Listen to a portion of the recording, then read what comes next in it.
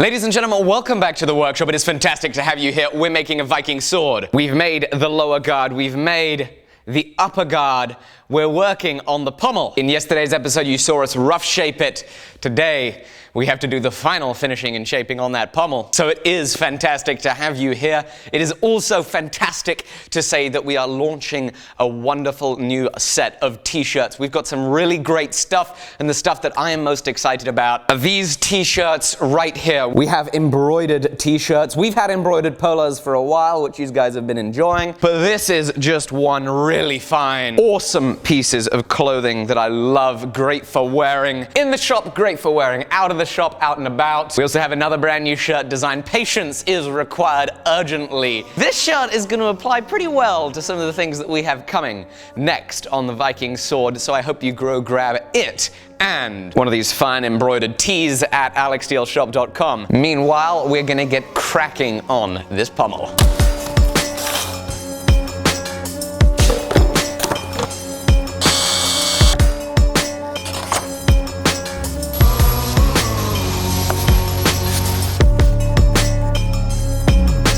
So I've done some further planning to try and decide what is the finished pommel needing to look like, and I ended up settling on the fact that no matter what finish I want to go for on the pommel, it needs to look a damn sight better than it looks now. So what we're now going to do is we're going to take to files, I'm going to take to the fordham, the pendant drill, and we're going to clean up all the irregularities that are in here and get this looking fine before we move on to engraving ourselves a line for some twisted wire.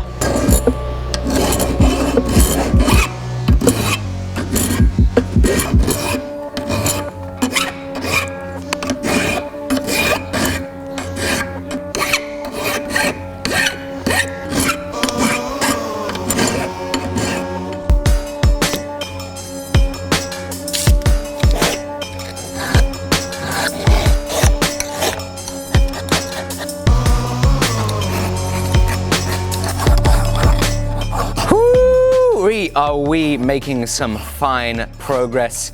And I am just astonishing myself as I use these files, these nice fine quality files, and I see what fantastic tools they are. The control I have as I'm shaping this.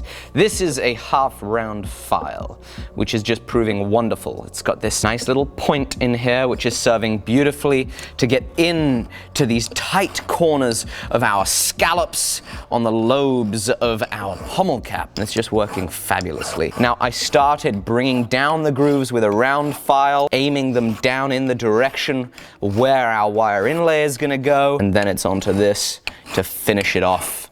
And it's going well. I'm able to lock it here on the bench pin to help get everything we need done. Oh, beautiful. Just beautiful.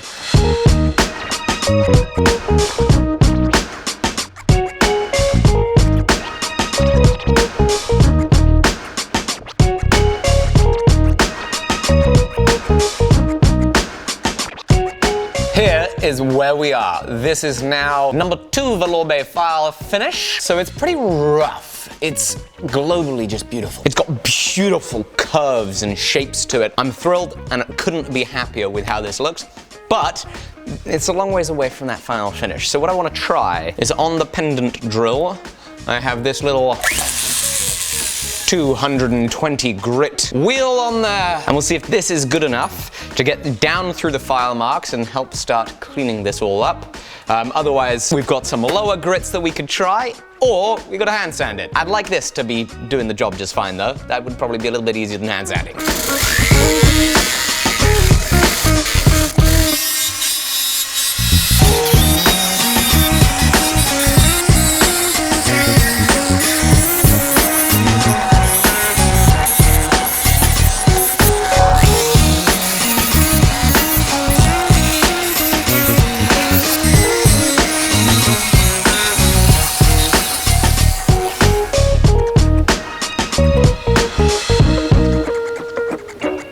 It is looking really fantastic, and I am so thrilled with just how it is developing, and I get more and more excited. Look at it, it looks so cool. But I've been using these little things here. This is a 120 grit little wheel here. Got abrasive in there. This is 220 grit, and it's then got this Scotch-Brite material here. And then at present, we've got this 320 grit with that Scotch-Brite material on it.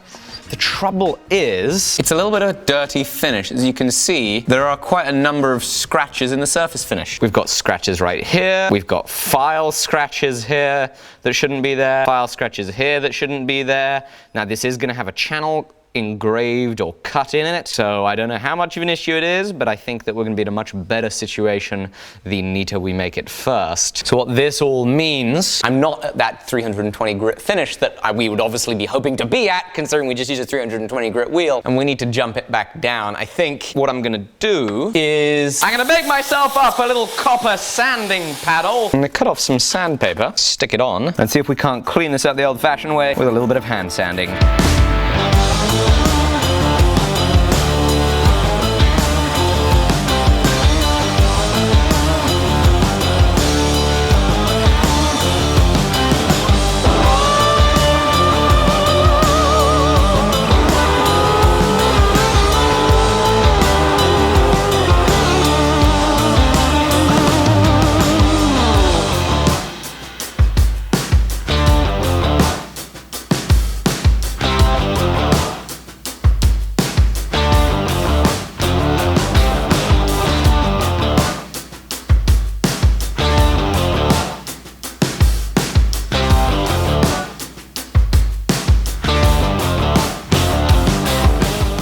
Making pretty good progress here. I did my order of operations a little bit wrong. I used some little polishing, abrasive infused polishing little rubber things. I got a good finish everywhere. Fortunately, getting back down, I believe, those scratches that were there on the big bulbous sections of it. What I wasn't able to do with that little finishing tool was get into the corner where our grooves are. So I then took a diamond burr, and I have been gently working my way up to the corner of all of these little bits here. The trouble is, inevitably, I then end up slipping, and I've made a good mess of it, but that's fine. This is going to be easy enough to clean up because it's the flat faces that are mostly damaged. What I now want to do, however, is right now we have a very sharp inside corner here. I want to create a little bit more of a seat for us to cut our groove in. And so we're going to take another little diamond burr. It's a little bit smaller in diameter. We're going to try and trace all the way around these tiny little transitions here to sink down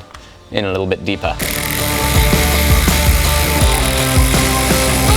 Bloody glorious. This looks very nice. Nice way to seat it around the top of the lobes.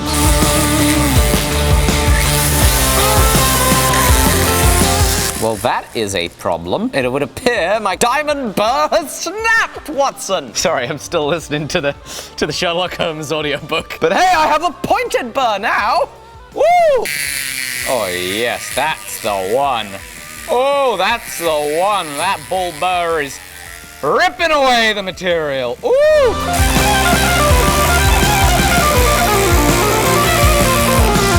Oh no, that was a really, really bad slip.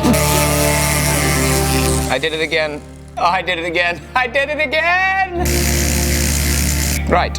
I should have done that so much earlier in the process of finishing than almost at the end. So I've got the inside corners grooved out there with the ball burr, and it's going rather nicely and creates a nice little seat for it. Now, it's not much of a seat. It doesn't really hold it in place, and that's what I want to work on. And I also want to work on being able to have this silver wire. Maybe it'll end up being something a little more fancy than silver.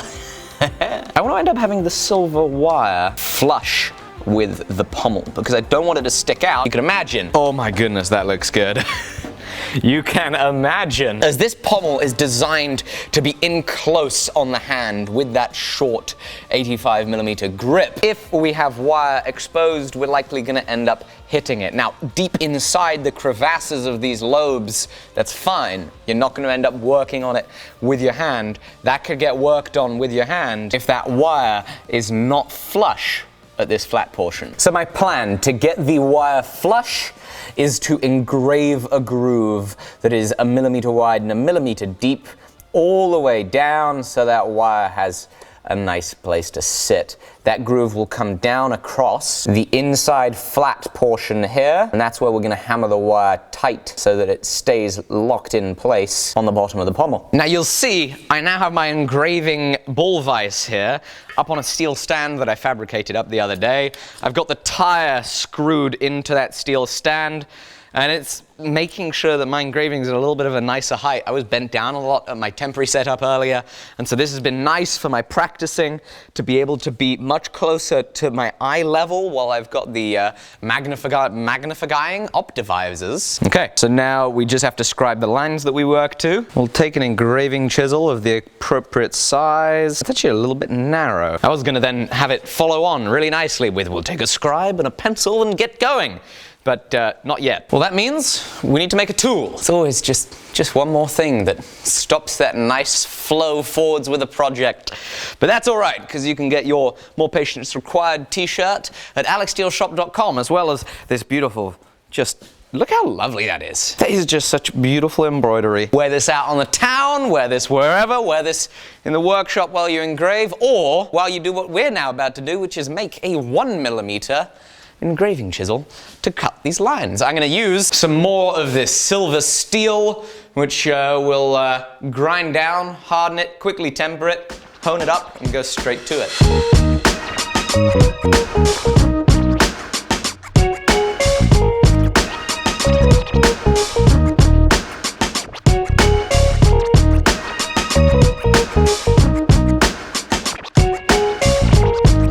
And so with that, in the space of 25 minutes or something, we've gone from problem to tool to solve the problem. So now what we're going to do is scribe and pencil, a little combination of them both, a little bit of a caliper, and then some fine chiseling. We're going to cut ourselves some grooves in the right place so that that wire will sit flush.